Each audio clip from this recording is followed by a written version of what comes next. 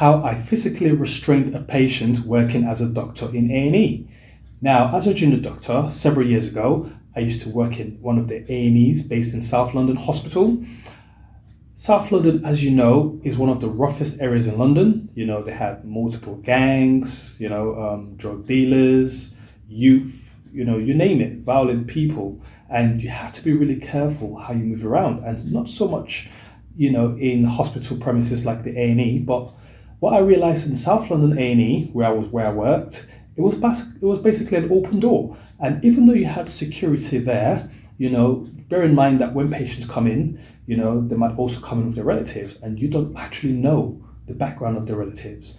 And I think there was this occasion where the security was actually not there. Usually you'd have one security at the door, and then you have maybe two securities at the entrance. So I'm talking about the door after the entrance. So I think on this occasion, there was no security there whatsoever. And we're talking like 2 a.m. Now, 2 a.m, you have, obviously less staff than you would do during the day. And you'd have less security, less doctors, less nurses, less everything, basically.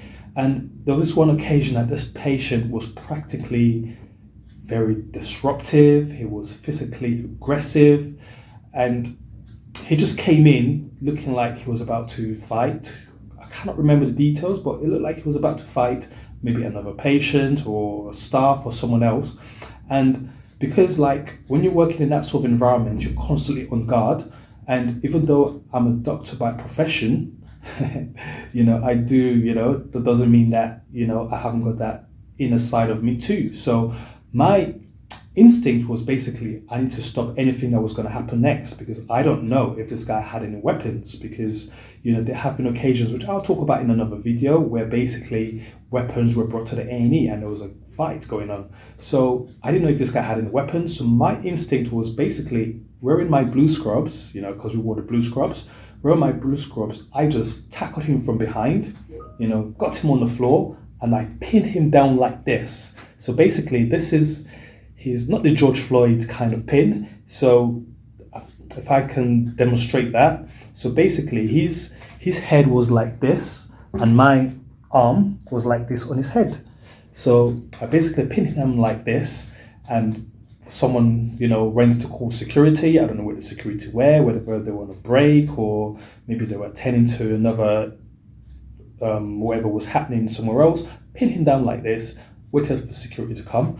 And I must admit, that was one of the most satisfying moments, because I didn't realize I had that in me to, working as a doctor, because your instinct is to call for help. But my instinct was to, protect people around me, protect myself as well, because I was the closest person to him at the time. So yeah, that was just one example of how I physically restrained a patient, possibly in A&E.